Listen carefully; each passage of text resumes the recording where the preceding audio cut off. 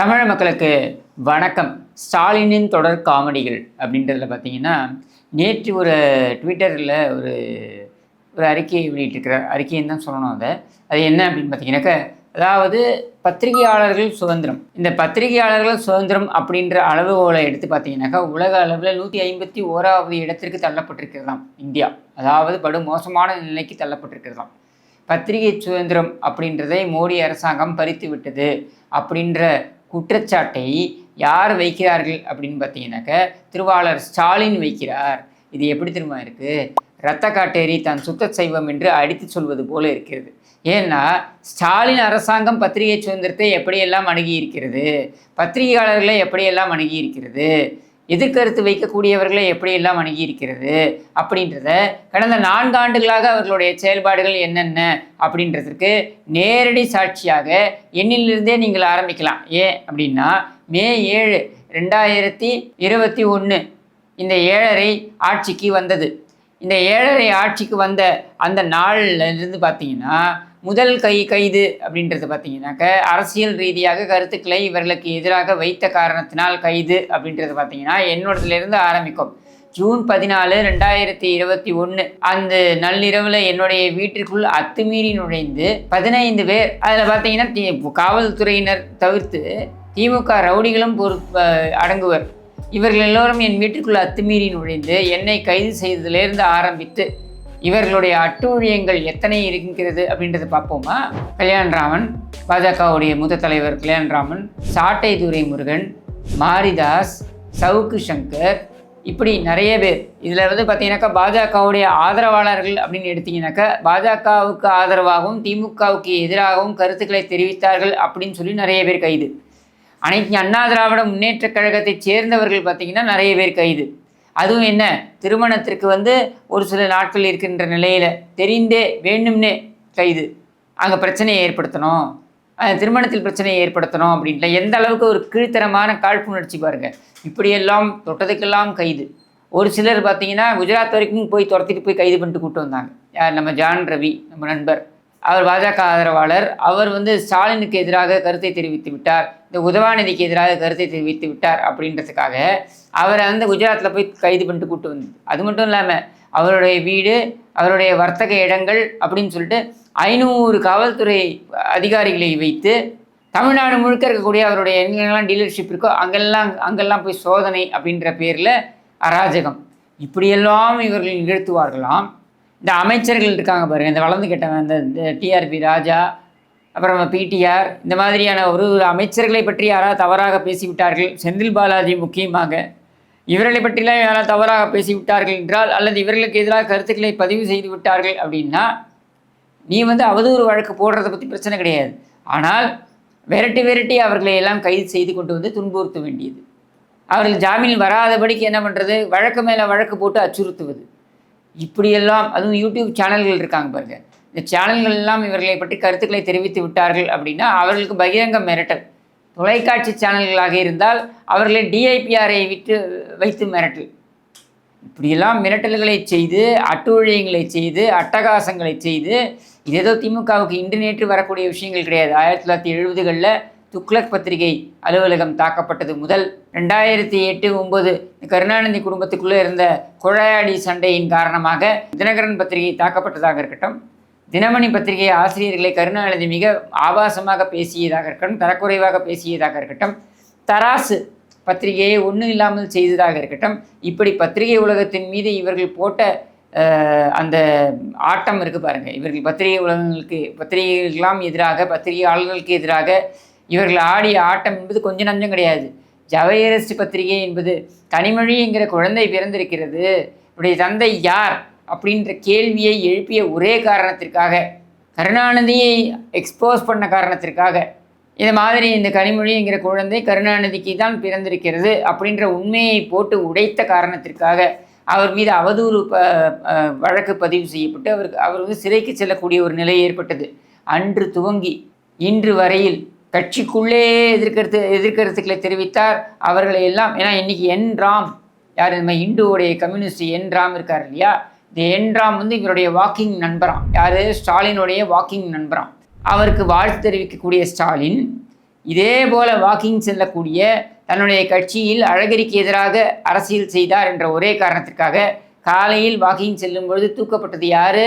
தா கிருஷ்ணன். கட்சிக்குள்ளேயே இவ்வளவுதான் இவங்க கருத்து சுதந்திரத்துக்கு இடம் கொடுக்கக்கூடியது. இவங்க கட்சிக்கு வெளியில் பார்த்தீங்கன்னாக்கா எதிர்கட்சி ஆட்களாக இருந்தால் அவர்களுக்கும் இதே நிலைதான், கைது, அராஜகம். இதுதான் இவர்களுடைய வரலாறு.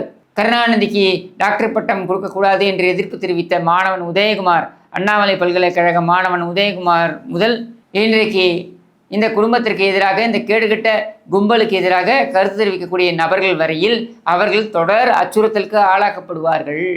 இங்கே கருத்து சுதந்திரம் என்பதே சுத்தமாக கிடையாது. ஒரு பத்திரிகையாளர், நீ கடந்த ஆட்சி காலத்தில் எடப்பாடி பழனிசாமி அவர்கள் முதலமைச்சராக இருந்த ஆட்சி காலத்தில் பார்த்தீங்கன்னாக்க அவர் சென்னையிலேருந்து கிளம்பும்போது சூழ்ந்துப்பாங்க பத்திரிகையாளர்கள் ஏர்போர்ட்டில். சர மாதிரி கேள்வி அவரை நோக்கி வைப்பாங்க.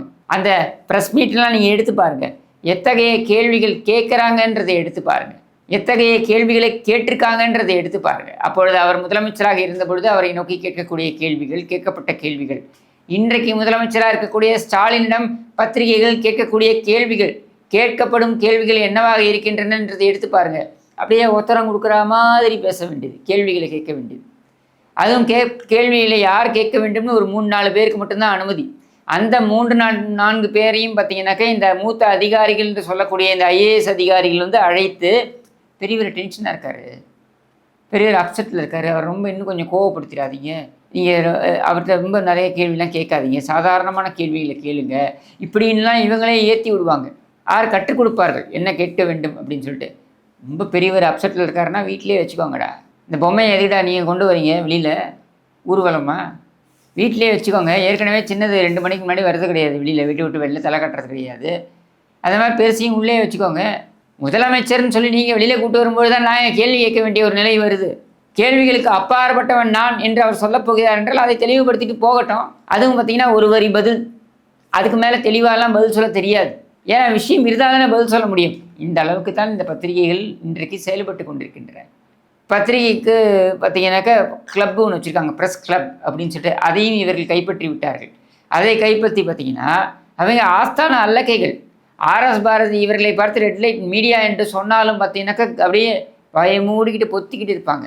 அதுவே எதிர்த்தரப்பில் இருக்கக்கூடியவர்கள் ஏதாவது ஒரு வார்த்தை கடினமாக பேசிவிட்டாலும் கூட பத்திரிகை சுதந்திரத்தை நீ கேள்வி கேட்கலாமா, பத்திரிகையாளர்களை நீ அவமதிக்கலாமா, நீங்கள் ப்ரெஸ் கிளப் கண்டனம் தெரிவிக்கிறது, நாங்கள் உங்களை புறக்கணிப்போம் என்றெல்லாம் கிளம்புவார்கள்.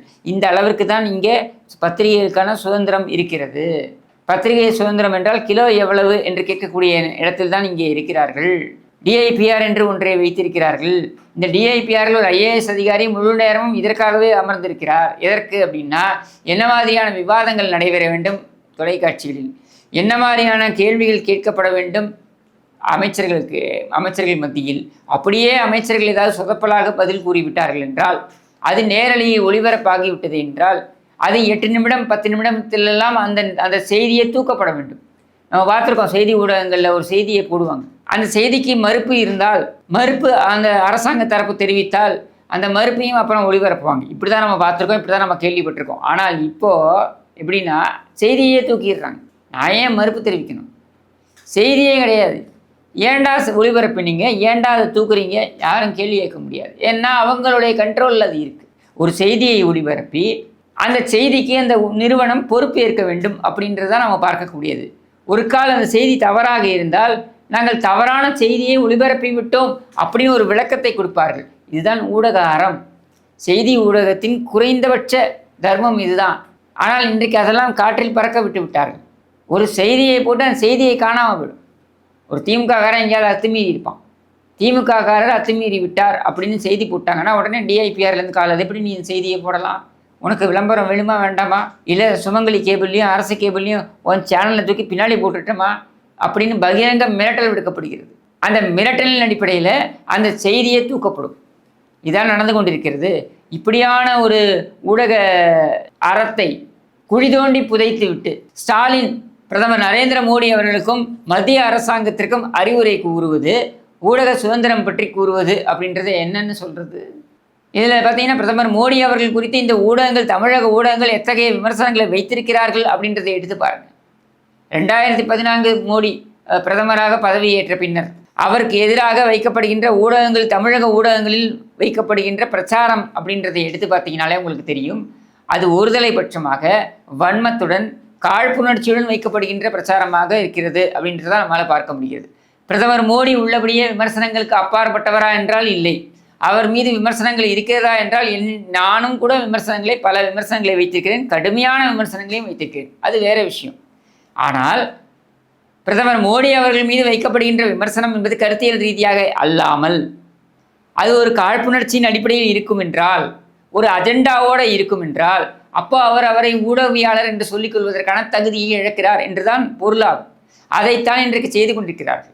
இவர்கள் பார்த்தீங்கன்னாக்கா முக்கியமான பத்திரிகைகளில், முக்கியமான செய்தி ஊடகங்களில் பணிபுரிபவர்களாக இருக்கிறார்கள். இவர்கள் சொல்ல காரணம் என்ன தெரியுமா? அதற்கு சொல்லக்கூடிய சாக்கப்போக்கு என்ன தெரியுமா? நாங்கள் செய்தி ஊடகங்களில் பணி செய்தாலும் எங்களுக்கு என்று சுதந்திர கருத்துக்கள் இருக்கும், தனிப்பட்ட கருத்துக்கள் இருக்கும். அதை நாங்கள் சமூக வலைதளங்களில் பதிவு செய்கிறோம்னு தாராளமாக பண்ணுங்க. ஆனால் உங்களோட ஐடிக்கு பின்னால் இந்த செய்தி ஊடகத்தில் நான் பணிபுரிகிறேன்னு போடாதீங்க. வெறும் பேரில் மட்டும் ஏழுங்க, நீங்கள் ஏங்குங்க, உங்களை யாரும் கேள்வி கேட்க மாட்டாங்க. பராகத் அலி என்று ஒருவன் இருக்கிறான். பராகத் அலி என்பவன் நான் விகடனில் பணிபுரிகிறேன், அல்லது வேறு ஒரு ஊடகத்தில் பணிபுரிகிறேன், வேறு ஒரு நிறுவனத்தில் பணிபுரிகிறேன் அப்படின்ற அடைமொழியை போடாமல் வெறும் பராகத் அலி என்று அவனுடைய கருத்தை சொல்வான் என்றால் யாரும் கேள்வி கேட்க போகிறதில்லை. ஆனால் நான் இங்கே நியூஸ் எடிட்டராக இருக்கேன், நான் இங்கே ஊடகவியாளராக இருக்கேன், இந்த நிறுவனத்தில் நான் இருக்கேன் அப்படின்றத பதிவு செய்து அந்த பிராண்டுடன் சேர்த்து தன்னுடைய மதிப்பை வைத்துக் கொள்வான் என்றால், அப்பொழுது அவன் வைக்கக்கூடிய கருத்து என்பது அந்த ஊடகத்துடன் சேர்த்துத்தான் பார்க்கப்படும், அந்த ஊடகத்தின் கருத்தாகத்தான் பார்க்கப்படும். அப்படி இன்றைக்கு எத்தனை ஊடகவியாளர்கள் வன்மத்தை கக்கிக் கொண்டிருக்கிறார்கள். அந்த வன்மத்தை எல்லாம் அந்த நிறுவனத்தின் பிராண்டை பயன்படுத்தி அவர்கள் கக்குகிறார்கள் என்றால் ஊடகத்தை முறைகேடாக பயன்படுத்துகிறார்கள் என்றுதான் பொருள். இன்று வரையில் அந்த ஊடகங்களுக்கு எதிராக எந்த நடவடிக்கையும் மத்திய அரசாங்கம் எடுத்தது கிடையாது. அப்போது அந்த அளவிற்கு இங்கே ஊடக சுதந்திரம் என்பது மத்திய அரசாங்கம் சகிப்புத்தன்மையுடன் தான் எதிர்கொண்டிருக்கிறது. ஆனால் அதே சகிப்புத்தன்மையை இந்த ஸ்டாலின் அரசாங்கம் வைத்திருக்கிறதா? விகடன் ஒரு கருத்தை தெரிவித்தது, ஒரு தலையங்கத்தை போட்டது என்ற ஒரே காரணத்திற்காக விகடனுடைய நிறுவன தலைவர், அந்த நிறுவன தலைவருடைய குடும்பத்தினர் மீதெல்லாம் வழக்கு போட்டு கடைநிலை ஊழியர் வரைக்கும், அதாவது விகடனில் இருக்கக்கூடிய வாட்ச்மேன் வரைக்கும் அவர்கள் மீது வழக்குன்னு எஃப்ஐஆர் போட்டிங்களே, இந்த வரலாறையெல்லாம் மறந்துட்டீங்களா? இதையெல்லாம் இந்த ஆட்சியாளர்கள் இந்த 4 ஆண்டில் செய்திருக்கின்ற கூத்து. இப்படிப்பட்ட ஒரு வரலாறை வைத்துக்கொண்டு நீ எல்லாம் மோடி அரசாங்கத்திற்கு அறிவுரை கூற கிளம்பலாமா? அதற்கான தகுதி உனக்கு இருக்கிறதா? இல்லை, இல்லை, இல்லவே இல்லை. அதனால தான் சொல்கிறோம், ஸ்டாலின், நீ ஆட்சி நடத்துகிற லட்சணத்திற்கு உன் ஆட்சியில் கருத்துரிமை என்பது பராமரிக்கப்படுகின்ற லட்சணம் என்ன என்பதை பார்த்த பிறகு நீ எல்லாம் வாய் திறப்பதே கேவலம் என்று கூறி விடைபெறுகிறேன். நன்றி, வணக்கம்.